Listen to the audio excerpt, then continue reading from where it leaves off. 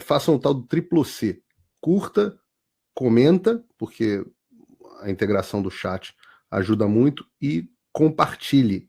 Você pode fazer essas 3 coisas que ajudam o algoritmo a aparecer. Mas eu não estou brincando não, pessoal. Dá uma paradinha agora de 1 segundo e clica no joinha, porque às vezes sabe, a pessoa já está acostumada a ouvir isso. Não, é importante que você faça isso, porque se você não fizer, inclusive atrapalha o vídeo. Parece que o vídeo é menos relevante. Então... Ela voltou, Paulo. Você viu isso? Semana 270. Hoje nós nos mobilizamos em solidariedade com a Palestina e Gaza. Nós fazemos uma greve, né? A greve da molecada aí. Ela já tem 18 anos, eu acho. É que ela tem cara de... mas tudo bem. O mundo precisa falar, né? Se manifestar e pedir para o imediato cessar-fogo, justiça e liberdade para os palestinos e civis afetados. E tá lá ela, Stand with Gaza, a Gretinha, que tinha desaparecido. Ela sempre aparece presa em algum lugar. Ela presa na Alemanha, ela presa na Inglaterra, e agora ela faz isso.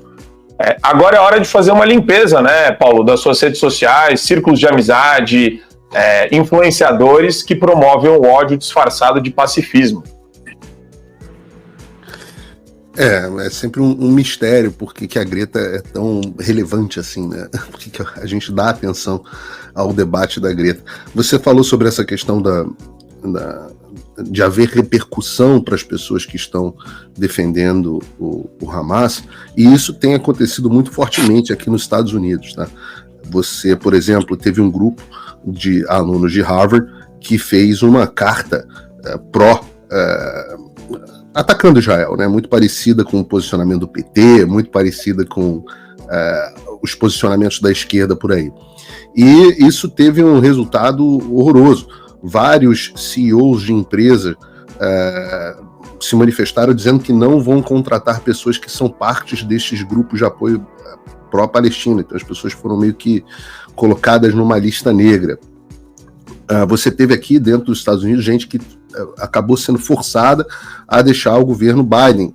Teve uma coisa quase parecida no Brasil, mas aqui nos Estados Unidos foi uma ação mais efetiva. Como eu disse, o eleitorado de esquerda, ele é contra Israel. Ele tem esse posicionamento, eu não sei nem se devo chamar de antissemita, mas anti-Israel, anti-sionista, muito forte, muito forte. Então essas repercussões elas já estão acontecendo aqui nos Estados Unidos.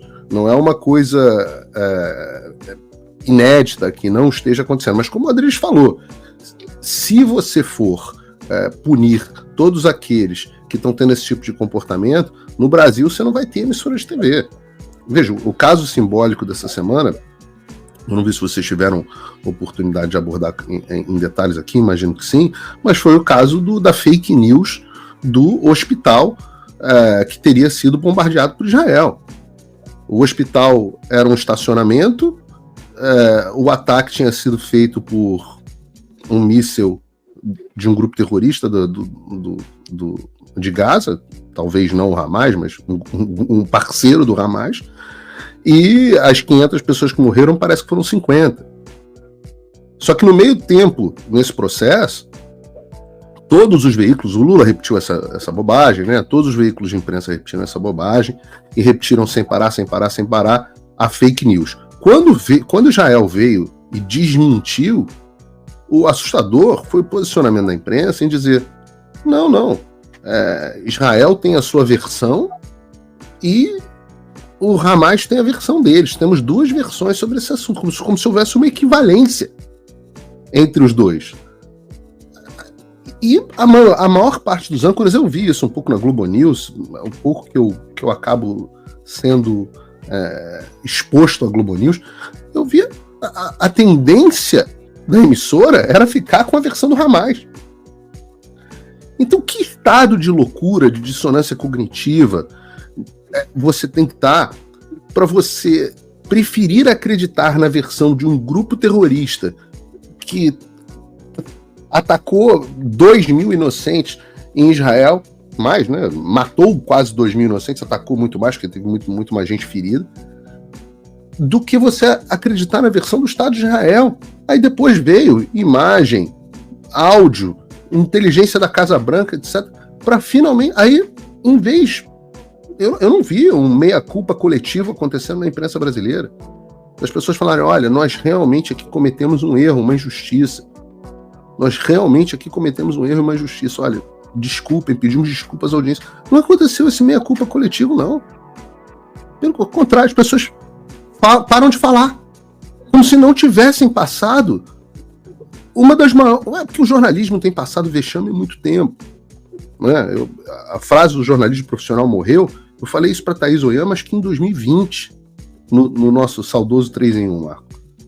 2020, estamos em 2023, tem 3 anos. Então, a vergonha, ela só aumenta. Mas, nesse caso especificamente, foi muito tangível para a população, que foi abastecida com uma notícia falsa por muitos dias, e essa notícia não foi desmentida. Então, assim, só para embrulhar esse assunto, a gente começou falando um pouco sobre os ataques do Hezbollah no norte, e as pessoas não entendem, né? Nem sempre entendem o mapa de Israel, mas os ataques do Hezbollah são no norte de Israel, na parte de cima ali no mapa. Vou explicar de forma bem leiga.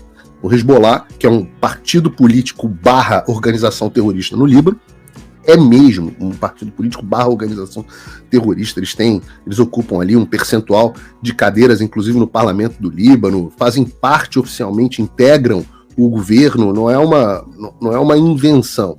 E eles estão o tempo inteiro lançando foguetes em cima de Israel. Vocês veem aqueles vídeos do Iron Dome. Não era esse grupo que tinha atacado Israel originalmente. Quem atacou Israel originalmente no dia 7 de outubro foi o Hamas, que é um grupo que está dentro da faixa de Gaza, que está na parte de baixo, no sul de Israel, num pedacinho de terra que tem, digamos assim, o tamanho da zona sul do Rio de Janeiro, com 2 milhões de pessoas vivendo ali de forma muito densa.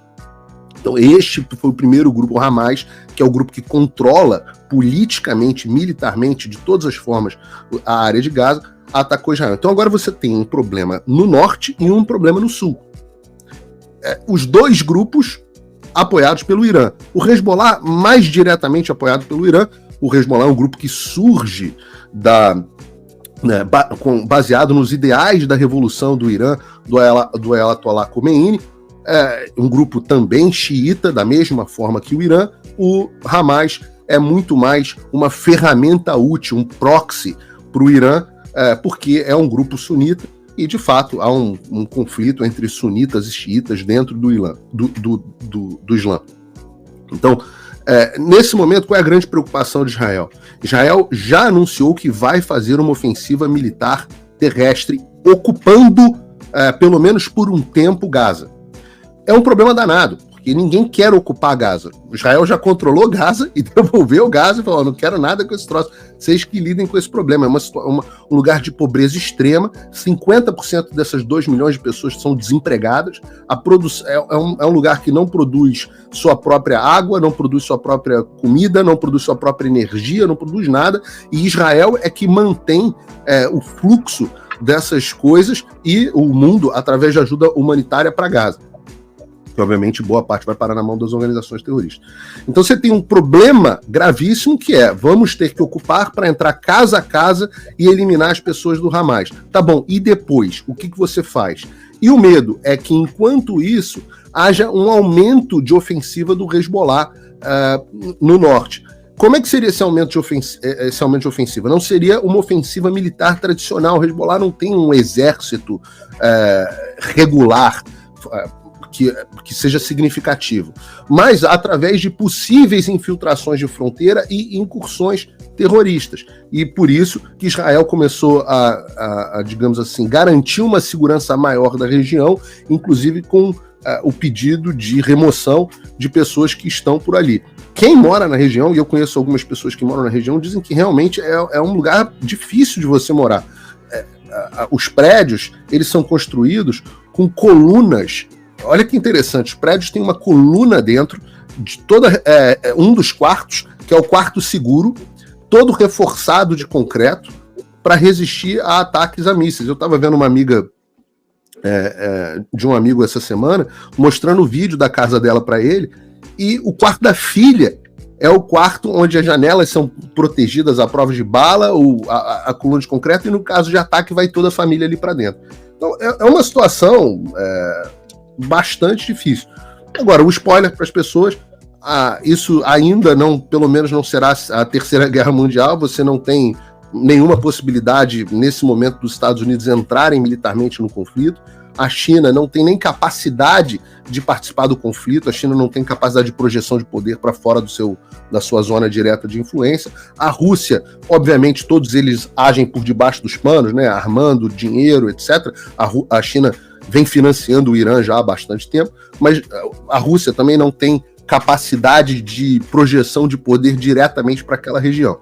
Então, as grandes potências não devem entrar diretamente no conflito. A grande preocupação é até onde isso vai escalar para um conflito Israel-Irã. Porque os problemas que Israel vem tendo com o Irã são problemas muito mais sérios do que apenas esses. O Irã está usando esses proxies, Hamas, esses procuradores, né? Hamas e Hezbollah, para atacarem Israel. Mas, enquanto isso, eles continuam desenvolvendo o seu programa nuclear. E Israel já falou, nós não permitiremos que o Irã tenha armas nucleares, porque se eles tiverem, nós não teremos como nos defender, e eles podem realizar esse sonho, que é o sonho da região inteira contra Israel, que é a destruição do Estado de Israel. Então, essa que é a grande preocupação, é quanto que o conflito vai escalar para um conflito que já vinha se desenhando, Israel e Irã.